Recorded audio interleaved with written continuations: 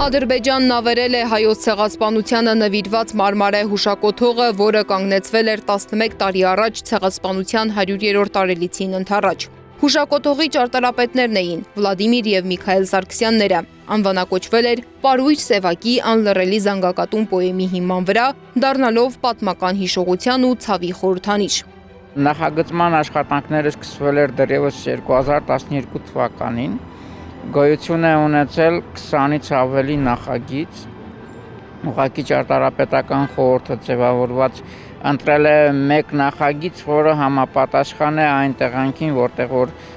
պետք է կառուցվի, եւ որոշում է կայացվել կանգնել հենց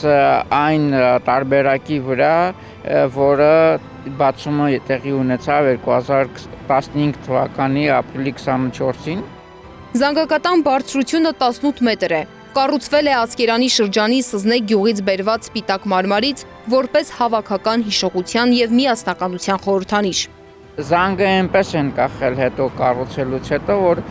յուրաքանչյուր այցելու ինքը կարողանա այդ զանգը հնչեցնել եւ զանգի խորհրդանիշն էլ չի պատահական, դա ընտրված է այն սկզբունքով, որ ահազանգ հնչեցվի, որ քանի դեռ ցեղասպանությունները կանխված չեն, դատապարտված չեն, նոր ցեղասպանությունների համար պարարտ հող է նախապատրաստում։ Զանգակատունը կառուցվել է պետական միջոցներով եւ համահայկական նվիրատվություններով։ Արժեքը եղել է 97 միլիոն դրամ հուշարձանի, որից 80 միլիոնը հատկացվել է Արցախի կառավարության եւ տարբեր նախարարությունների օժանդակությամբ, մյուս 17 միլիոնը մասնավոր անձանց եւ բարերարների միջոցով, ընդ որում մեր հասարակության մի զգալի մասը եւս ֆինանսական այդ օժանդակությանը ներգրաված է եղել։ Արցախի մշակութային ժառանգության օմբուդսմեն Հովիկ Ավանեսովը ներկա է եղել հուշակոթողի բացմանը։ Հիշում է, սպիտակ մարմարից կառուցված զանգակատունը պարզապես ճարտարապետական կառույց չէր, այն ներառում էր մասունքարան, դեռ ձորից բերված մարդկային աճյուններով, ինչն այն դարձնում էր խորապես խորհրդանշական վայր։ Երբ որ կառուցվել է զանգակատունը, այնպես է կառուցվել, որ զանգակատան հիմքում մասունքարան լինի։ Մասունքները հետագայում են տեղափոխվել եւ տեղադրվել, մասունքները բերվել է հատուկ սափորով եւ տեղադրվել է 2015 թվականի ապրիլի 17-ին այդ ժամանակ Արցախի գործող թեմի առաջնորդ Պարքև arczepiskopos Մարտիրոսյանի ձեռամբ եւ Արցախին այդ մասունքները նվիրել է Ցեղասպանության թանգարան ինստիտուտի կողմից։ Ավանեսովի խոսքով Դերձորը հայկական հավաքական հիշողության մեջ պարզապես աշխարհագրական անուն չէ, ցեղասպանության ողբերգության գագաթնակետն է, մի վայր, որտեղ 100 հազարավոր հայեր ենթարկվել են կոտորածների, բռնի տեղահանության եւ մահվան երթերի։ Այդպիսի հուշարձանի ոչնչացումը ոչ միայն նյութական կորուստ է, այլև ուղիղ հարված պատմական հիշողությանը, զոհերի հիշատակին եւ նրանց ժառանգների ինքնությանը։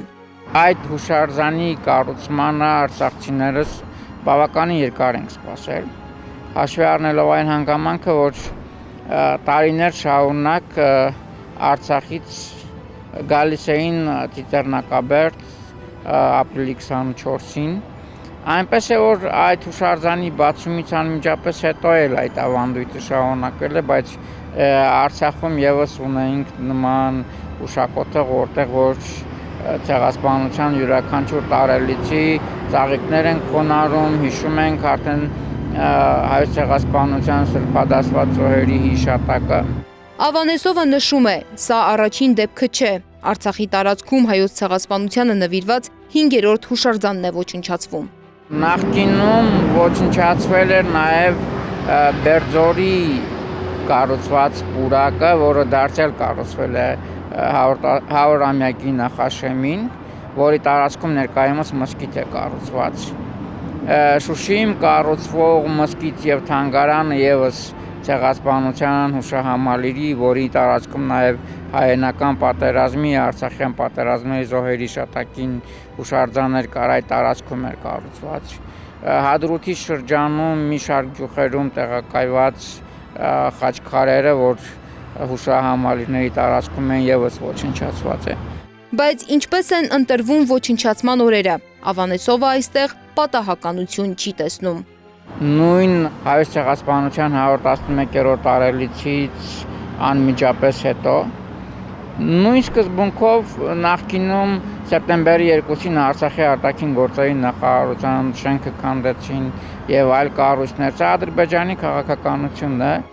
Նրա համոզմամբ Ստեփանակերտի հայոց ցեղասպանության 100-րդ տարելիցին նվիրված զանգակատան ոչնչացումը պետք է դիտարկել ոչ թե որպես առանձին գործողություն, այլ որպես շարունակական ու համակարգված քաղաքականության մաս։ Քաղաքականություն, որի նպատակը հայկական պատմամշակութային ժառանգության վերացումն է եւ պատմական հիշողության խեղաթյուրումը։ Այս իրողությունը, ընդգծում է նա, պահանջում է ոչ միայն գիտական փաստագրում, այլև միջազգային հանրության հստակ ու գործնական արձագանք։ Սվետլանա Պետրոսյան, Մեհեր Դավթյան, ABC Media։